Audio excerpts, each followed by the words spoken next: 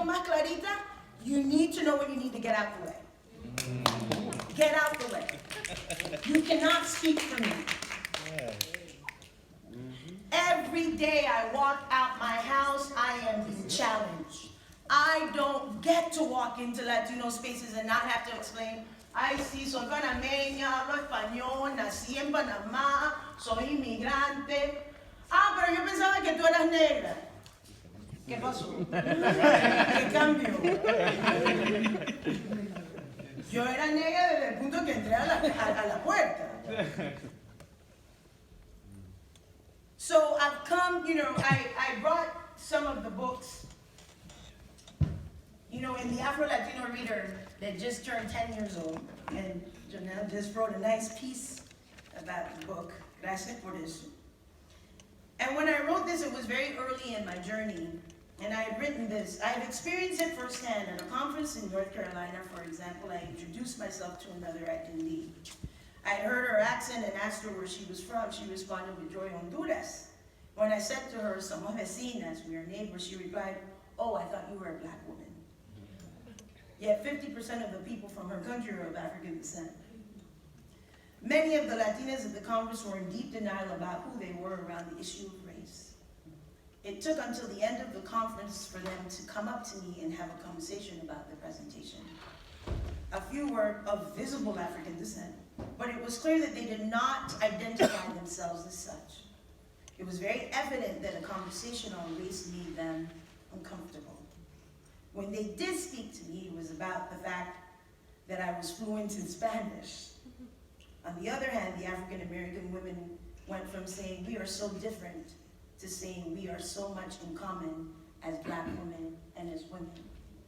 In my travels over the years, as we talk about these terms that we use and how we use it, in my essential element of seeing black was not only about pigmentation, but as a destination. Where is your destination? In a white supremacist world that the common denominator denies blackness and embraces whiteness. How many of you can really say and be comfortable and not need to be extending that word? How many of you can answer the question, I am black, I am Latina, but I don't need that for my blackness to be accentuated. I don't need that for my blackness to be highlighted. So as we talk about African heritage and where we want to go and what we want to do, we need to start asking ourselves those questions. When I wrote in the Women Warriors, the Afro-Latina Diaspora, also edited with Marta Moreno Vega, that Janelle talked about, I talked about my depression. When I came here, I fell into a very deep depression because of this denial in the Latino space of having to explain myself ad nauseum. And in an African American space that didn't know black existed everywhere else other than the US. Even though we are a higher population that was dropped off before the US. So there's this perception that everything started and ended here when it really started where we are from. Everybody in here needs to be saying thank you to a Haitian. Yeah. You're welcome. You're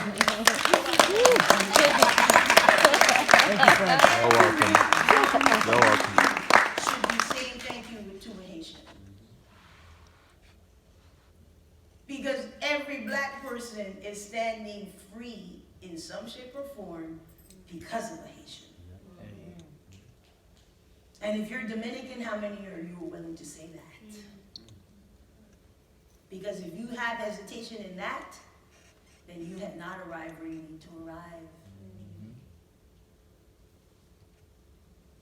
So, when I fell into, this is the piece from Women Warriors. I fell into a depression, drowning in these unanswered questions and not knowing who I was anymore. I was in shock most of the time, getting to the point where I only hung out with African Americans and did not share that I was a Latina. I did not go into Latino settings so I wouldn't have to explain myself. I learned that no matter how well I dressed or presented myself, some people could not get past the color of my skin. I learned that speaking well meant you sounded white. This still happens to me today. Even in the most progressive settings, I ask, can Afro-Latinos be the bridge between the two worlds we carry so close in our hearts? So this has been ongoing. You know, I got invited to speak at a Kellogg Foundation many years ago, and they sent us the email and it had all these instructions. Everybody coming is Latino. We're gonna have a conversation about race with the Latinos, and you know, all the instructions. We get on the plane, and then we meet at a smaller airport to then go to the location where the conference was from. Todo el mundo está hablando español. Todo el mundo me mira.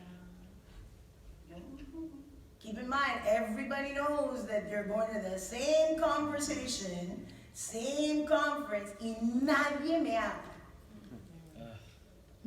We get on the plane, these two men stand behind me, sit behind me, y hablan español. ¿Y esta negra dónde va?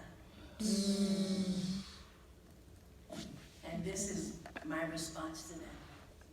Do you see me? The me that embraces her full self. You have no idea that I understand your words. ¿Quién es esa negra? I acknowledge you, yet I'm invisible in your eyes and mine. You turn away not to be reminded of your roots. What roots, you say? The roots that challenge your white privilege mind. The roots that built the country that you stand and say Latino presente. The day you see me is the day the chains of colonialism will be removed from your mind. On that day, you will embrace the tío that the family disowned. On that day, I will sit with you and say, you hurt me, but I forgive you.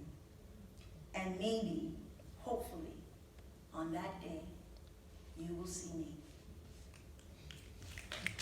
So for many of us, I challenge that it's an in thing, that it's a popular thing. But for some of us, it has nothing to do with any social media. It's not Facebook. It's not anything. It's not to say that it doesn't need to be in that conversation. But if we are not having the conversation face to face, then there's a massive gap in the conversation. Because we need to ask ourselves, what are we trying to reach for? Who are we trying to be? Who do we need to be accepted by? Our beginnings are Africans. The food we ate today, the dance we see today, the sweetness of Amanda, the France's presentation, Jeunesse, all of it is rooted in that. And we need to ask ourselves, why can't that be our beginning and our end? And if there is an in-between and an extension of it, then let's extend it.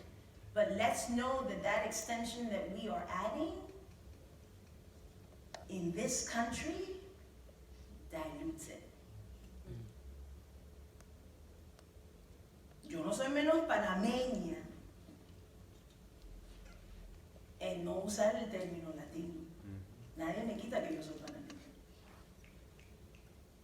Panameña is still rooted in black power, resistance, cimarrones, todo eso. So as we move forward in this conversation, yo pensaba que tú eras negra, needs to leave. Yo soy negra, mira, pero yo soy puertorriqueña, yo soy dominicana. Fine. Pero siéntate con la negrura un poquito más. Siéntate con esa sabiduría de ser africana. Un poquito más. Porque all of it, we were dropped off everywhere in my travels. We are everywhere. En Bolivia, en Argentina, we are everywhere. So figure out where you want to land, why you want to land there, and where it is that you want to go. So my journey, this is my poetry book that's about to come out at home next month, part 2. And I was thinking how I would close out. And I'm going to close out with my response to that poem I wrote many years ago, Do You See Me? For those who cannot see me, I am the child of the forest. The root is deep, the branch is strong. Standing tall, I will always find my way, seeing beyond, for I am a child of the forest. Searching, building, speaking truth, I am a child of the forest. Dancing when love appears, I am a child of iron, building for those who want to see. Violent winds awaken the call, soothing waters nurture the warrior spirit. Ogunye! I answer to lepolata, she who takes care of the ground.